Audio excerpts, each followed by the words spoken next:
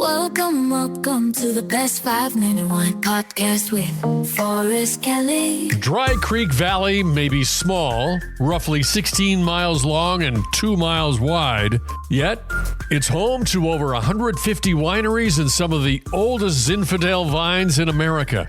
Why so much Zinfandel? Early Italian immigrants planted it here because the soils and hot day, cool night climate mirrors parts of Tuscany. So let's zoom in on Gyersville, California, 8533 Dry Creek Road, home to The Best 5-Minute Wine Podcast. Hi, this is Deborah Matthew, proprietor of Dutcher Crossing Winery in Dry Creek Valley. You grew up in Wisconsin, is that correct? That is correct. Growing up in Wisconsin, what is that like? Is it all about cheese and cold weather? Well, that's part of it. It's all about warm family feeling and sensitivity and friends. And I grew up in Norman Rockwell situation, and that's my memory. I have two older brothers who are awesome, but I'm the baby and the only girl, and as I like to say, they quit when they got it right. And I'm sure that goes over well with the brothers. My mom ran the household and us kids, so she was a great homemaker and role model. But my dad had a family company that was in road building and energies, so he was a civil engineer. And I am, out of my siblings, the only one that did not follow the path of the family business. But I forged my own path with everybody's encouragement.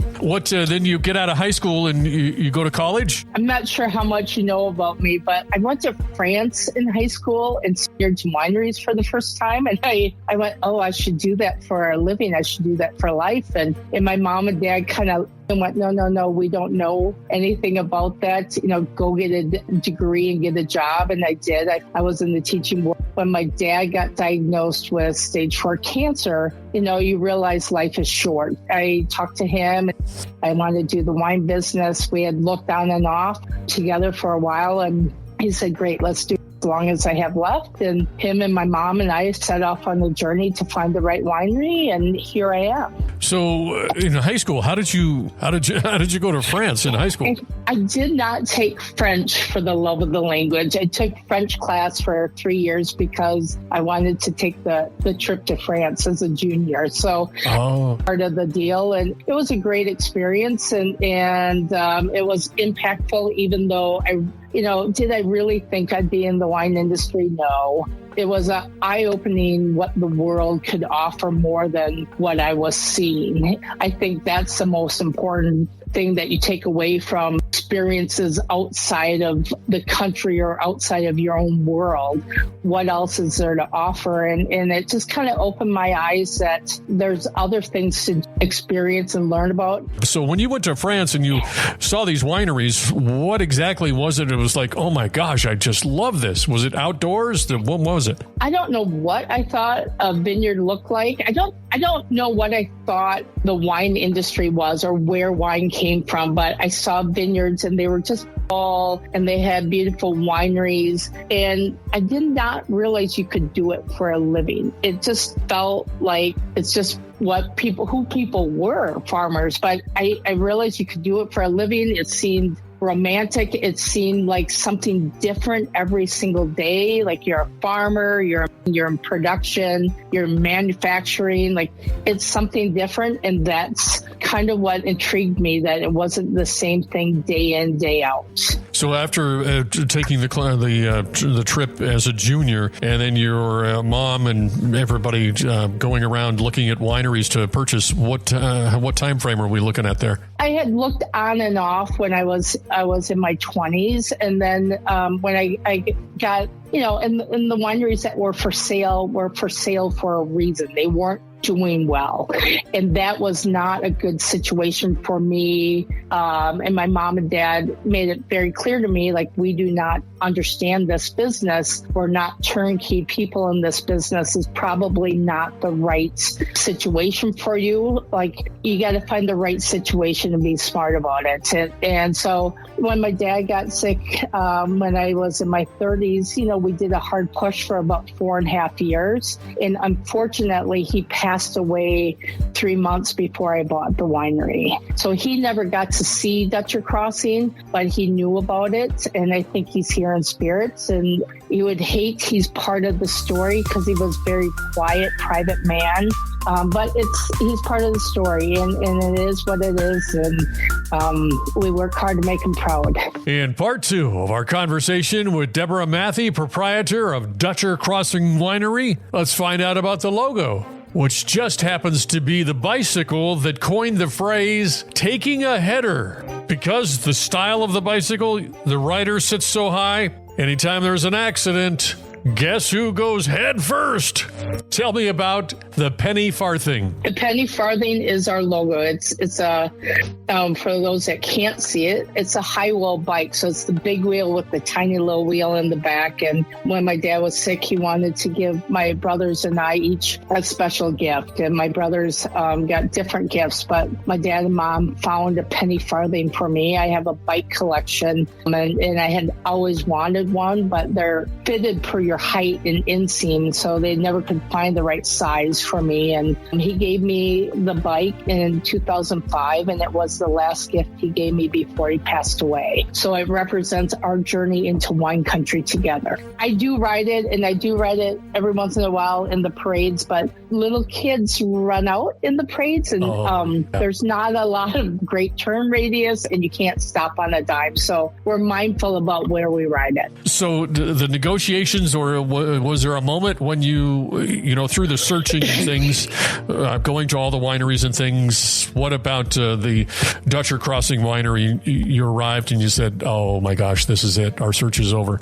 It's interesting. I had looked at and made offers, and the deals had fallen through throughout several years. But I came in and spoke to the owners of Dutcher Crossing just to kind of pick their brain of why they built the winery instead of buying a pre-existing winery, and kind of understanding their thoughts about how they got into the industry. And I did that with several other winery owners. But as I kept looking, I kept referencing and comparing to Dutcher Crossing, and it was not for sale.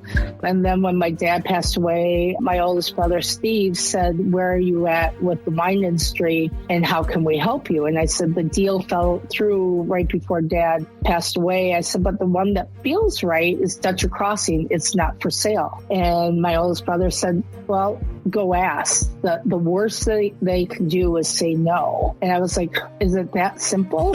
And it was great advice. Both my brothers, Steve and Scott, were like, a lot of things aren't for sale, but just go ask. And I came out, and our family CFO was with us, and we came out and talked to the owners, and they knew who we were. And here's my thought. What do you think? And they said, give us a little bit of time to think about it. They called a week later, and they said, we're interested. And I flew back out, and we made an offer. We went to dinner with the owners. The next day they countered, and then my family CFO walked me out, and we stood outside the front door, and he started looking at football scores on his cell phone. And I'm like, really? Like, you're looking at playoff football scores? Like, let's meet in the middle. That's what we were hoping for. He's like, no. He's like, you got to play it cool. We got to stand out here for a little bit. We can't be too eager. So, I sat and watched him look at football scores, the playoffs for the Packers. And then we walked back in, gave another offer, and we all shook hands. And about 37 days to 40 days later, the winery had switched hands. And both families went, it's right hand to pass it to. It's about 10 years earlier than we expected, but they did not want it to fall into corporate hands. Oh, okay. They wanted their vision and passion to continue on. And so in my world, in my family's world, we are just kind of the shepherds for the next generation that will eventually take over Dutcher Crossing. So, we try to make them proud, and they come back and visit, and which is unique in the wine industry or any business where former owners come back and are still proud and excited about what we're doing. I'm glad the deal went through because I've enjoyed the 18 years so far. And you're hands-on. I am. I think I'm somewhat unique being super hands-on. I enjoy working with our staff. I enjoy seeing the customers. I enjoy the challenges every day. Like Mother Nature is not being so kind right now. It's raining. So it's always something different. And I view my job is really helping develop the people of Dutcher Crossing. If I'm doing a good job, they're going to need me less and less in the front of the winery, which is kind of what's happening. I'm much more behind the scenes, and unless they need to bring me out and make me smile and have fun with the guests. But they have developed and evolved that they are taking more and more of the reins away from me, which is kind of fun to see. Do you remember one of the first things that your signature onto Dutcher Crossing Winery once you became the owner? You said, okay, we're going to do things a little bit different. We're going to tweak this. Do you remember what that was? Yeah, we added many more vineyard designate wines and kind of pushed our founding winemaker. I love where you're at, but I need you to rise higher. I need you to set the bar higher. And he kind of looked at me and he's like, really? I'm like, yep. And so we kind of, we promised owners, like, we're going to maintain what you have, but we're going to build upon it. So we added probably 6 or 7 vineyard designates to our program, which was exciting for us. Was that difficult for him to hear and then for you to implement that moving forward?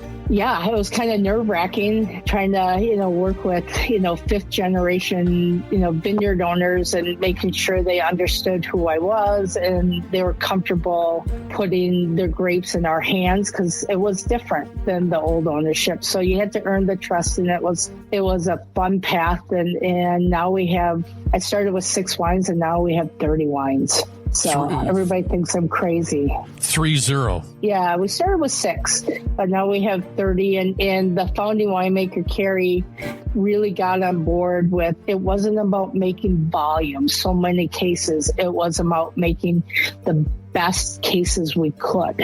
And if that meant making 30 different wines to make 10,000 cases, so be it. We could make 10,000 cases with 6 wines, but we wanted to be the most proud that we could be of every single wine.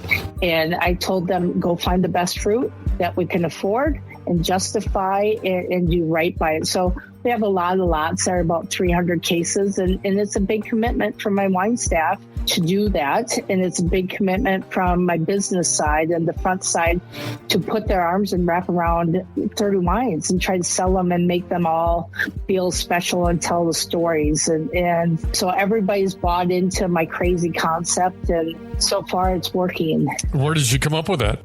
I didn't intentionally come up with it. I just knew when there was an opportunity to work with a family like the Bacigalupe family that you seized opportunities because they may not come back around. And that's just something I learned from my dad and mom. And it's something that both my brothers, Steve and Scott, have instilled in me. And just seize opportunities when they come and do the best you can and never look back. We kind of view failure as you can not succeed in something, but there's failure when you don't try. It was worth a try, and it seemed to have worked so far. You're in the Sonoma Valley in California, and what's how many miles north of Santa Rosa? I'm about 25 miles north of Santa Rosa. I'm about an hour, 40 minutes north of San Francisco. So I'm near the northern end of Sonoma Valley. We're at the top of Dry Creek Valley, which is a small valley, a couple miles wide, but about 13 miles long. So we're small and mighty and happy about it. In that small, mighty area, as you say, how many wineries are around you? Yeah, when I came in Dry Creek, there was about 30, and we have about 60 now. So over 20 years, we've doubled. What does the area look like, and then specifically your winery? I would say we kind of resemble a little bit of Tuscany. As you're coming down Dry Creek Road, you have a bench land, which is raised land on one side, and then you have this idyllic hills on the other side of the Dry Creek. And when you come into our property and enter the winery, we frame this beautiful hill, which is another winery, like the view, and actually makes people stop and catch their breath. They're like, oh my gosh. And they stop. The photo ops are stunning. It's hillside and planted vines. And I can't even tell you how beautiful it is. It reminds me of Tuscany. And, I'll come out and it's like, yeah, this is my office every single day. Like, it is stunning and I don't take it for granted. I really look forward to coming up to a vineyard and seeing the structure and everything organized and landscaped and just aesthetically pleasing. Is that something you're striving for and you get at Dutcher Crossing? It really is. It's a sense of, I have a business manager that's been with me 15 years full time, and like we walk in the vineyards and do our meetings, and it's like therapeutic for you. It decreases your blood pressure. It just gives you a sense of peace and calm, and you wish everybody's work environment could be like that.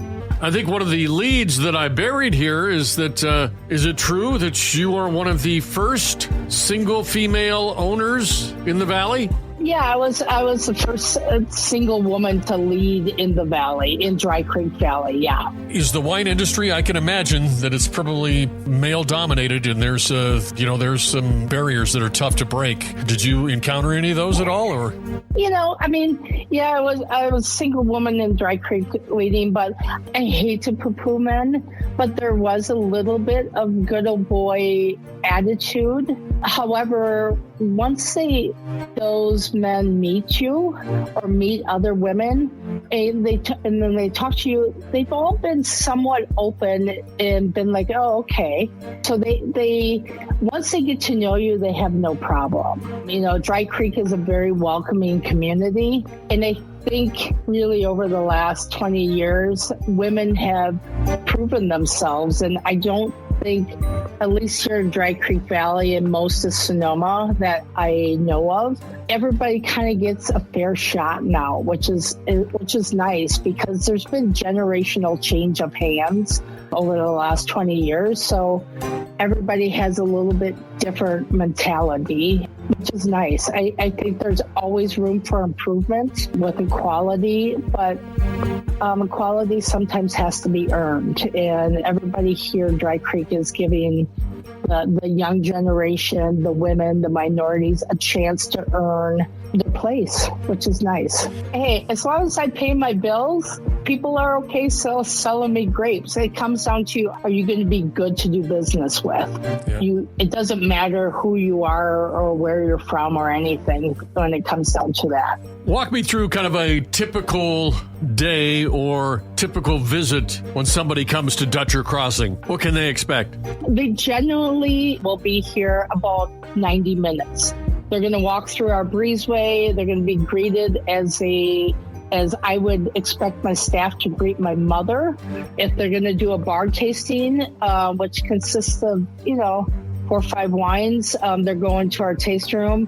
But if it's a seated experience, a more elevated experience, we'll take them out to one of our tables so they get to enjoy the beautiful view. And they'll do a seated tasting of 5 to 6 wines. They may or may not have a charcuterie board with it. They may or may not have a chocolate and cheese board with it.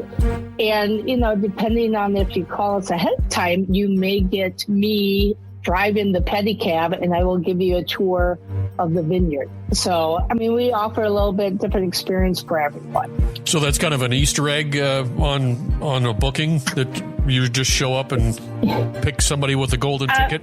No, you can book a tour of the vineyards, but you can also book a tour with me coming up and driving the pedicab, which is kind of a fun, different experience. And, everybody can get on a tractor or a mule and go out and show their guests the vineyards, but we actually put them in the cab part, and I pedal and talk about the vineyards and give them a kind of a fun, different view of life at Dutcher Crossing. Yeah. I think the wow moment is the minute they walk through and see the view, and then we just have to build upon that. So we want them leaving going, I felt like family. And I loved everything that they did. We don't need the wines or the site or the hospitality to be the star. We need the whole package to be memorable, and that's our goal. Are you still doing picnics? Yeah, we still do picnics. I mean, if you're a wine club member, you're welcome to call and set up a table and picnic. And my dog most likely is going to find her way out underneath your table. But we welcome picnics. We're not a park for the public, but if you're a wine club member, you're welcome to come picnic. And we usually see a lot of couples have their dates here with us, and it's fun.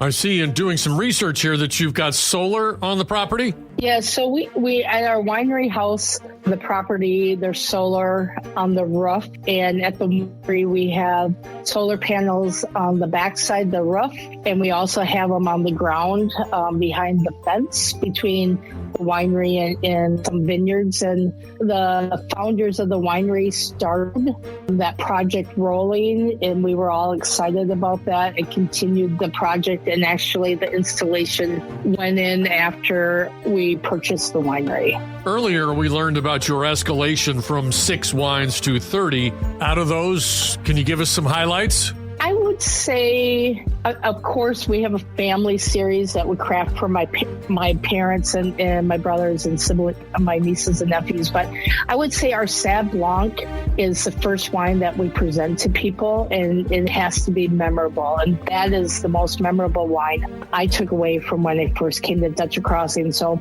we have high expectations for that. Our Pinots have become dynamic and memorable, and I'm a cab girl, so I really love that we still continue to do Cab Syrah, our proprietors reserve, and our Taylor Reserve Cab Syrahs.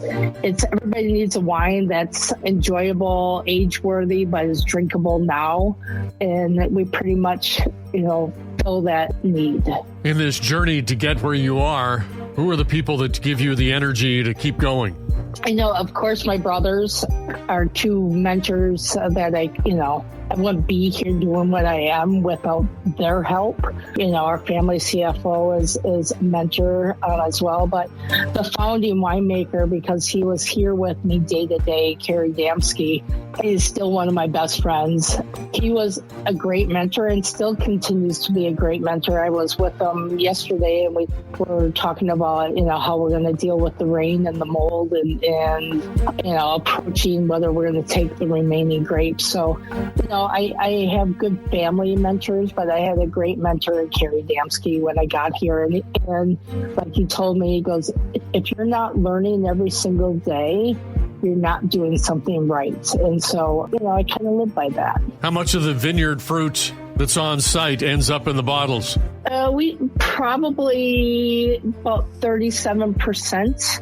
We sell a bunch of fruit. We're growers as well and sell fruit, and we're intentional about that because we don't want to be one-dimensional. We're valley floor, so we're intentional that we want some different offerings that represent Sonoma at its finest. So we got some hillside, cool climate, warm climate Pinot. So we got a little bit of something different for everyone, but we take most of the fruit from Dutcher Crossing proper, and then we sell fruit from 2 of our other vineyards and part of our Pinot vineyard. Every winery's got a wine club. What do you love about your wine club? I love that many of these people have started as clients to us and become friends and now are part of their family. I love that people are bringing their kids here, bringing their grandkids here, and they view us as family. We're not just, hey, go and pick up your wine and have a sandwich or whatever at a pickup party and leave.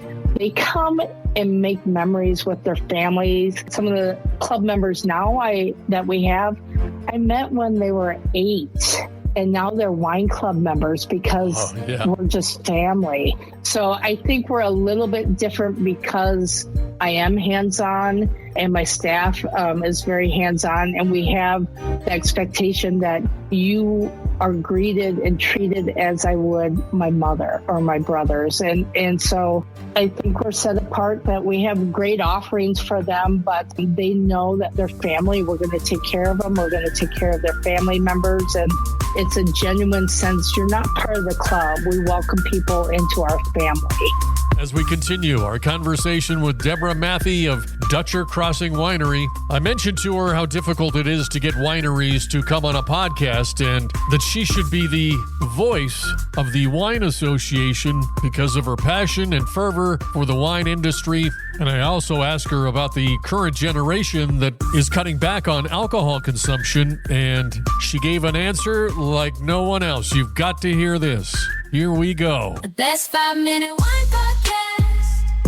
It's going to take a village, and it's going to. I think the downfall is like there's some people that are my age and older that are a little nervous about podcasts and social media, and it's outside their comfort zone. So if they don't realize the opportunities and how beneficial things are, it's not just print.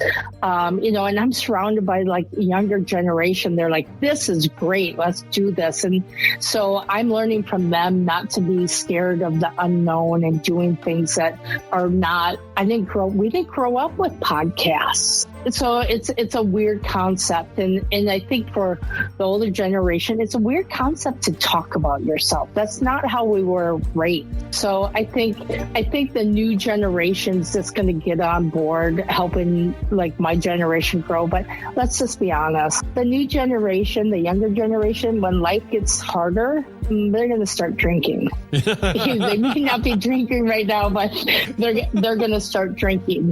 That's funny. That's drop the mic moment right there. You're just looking at that Gen Zer right in the eye and going, hey, when things get tough, you're going to start drinking. So knock it off with this alcohol-free stuff. Yeah, it's probably a really bad marketing thing. But like the fact is, I didn't drink a lot when I was younger, Mom, because I could not afford it. Yeah. But, eventually they're going to appreciate some different things in life. And I don't drink alcohol, but I'm California sober.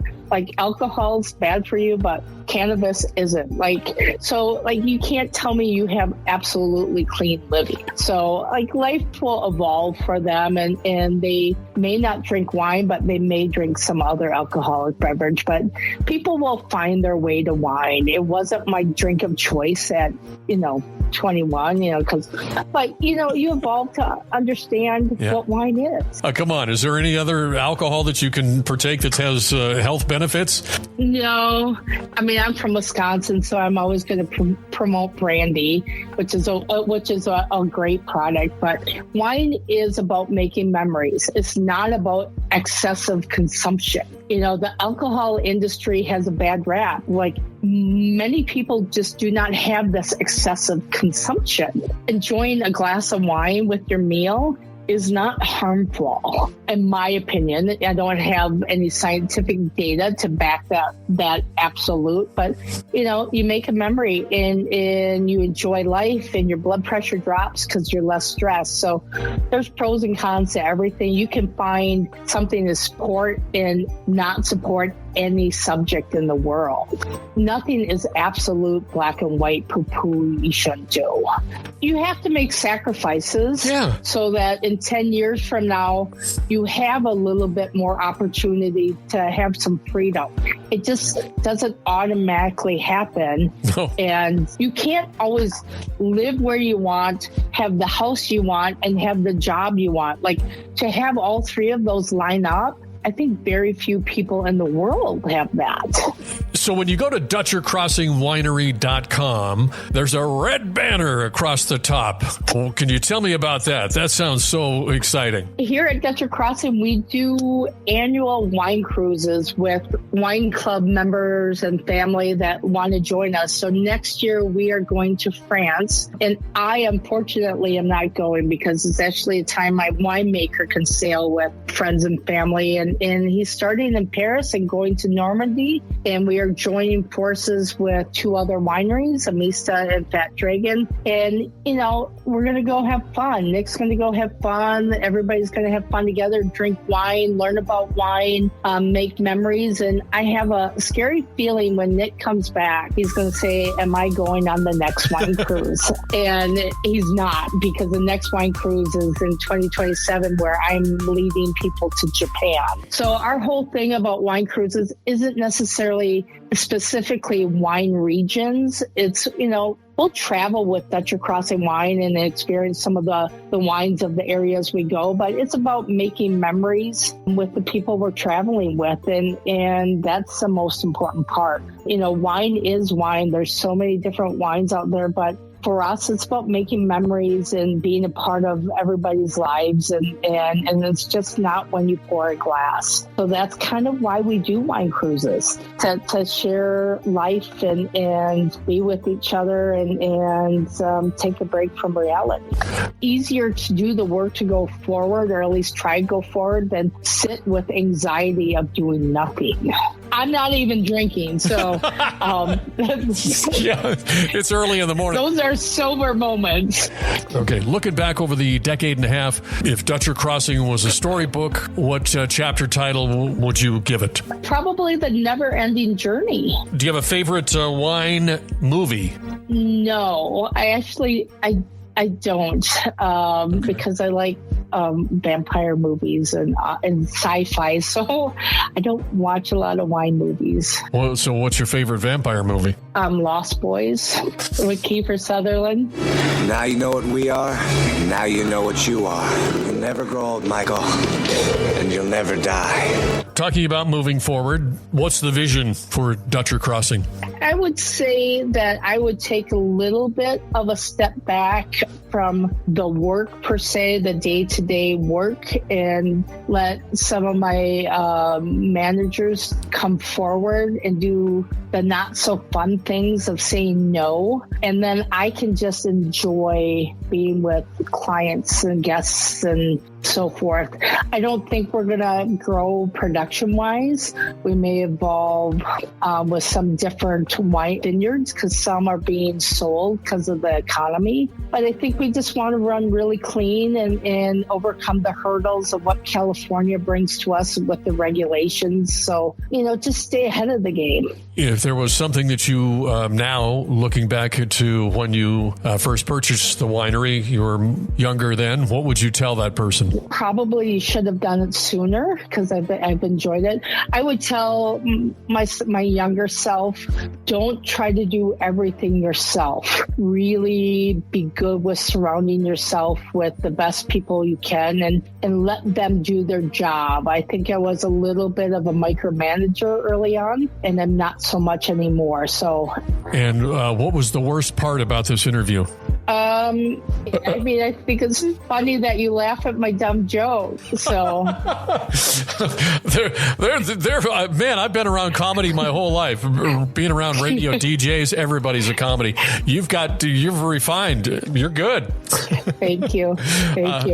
My poor staff has to put up with it daily, but that's okay. Okay, let's get all the contact info. And, well, before we get to the contact info and social media and the phone number and all that, website and all that stuff, because I could say it, but I'd rather have you say it. Give me a 15, 20-second pitch to somebody who's scrolling on TikTok looking for a weekend getaway or something, why they should come to Dutcher Crossing Winery. You should come to Dutcher Crossing Winery because we fit all your needs. We're a beautiful site. We have incredible hospitality, and we have wines that are memorable. You will not find that anywhere else.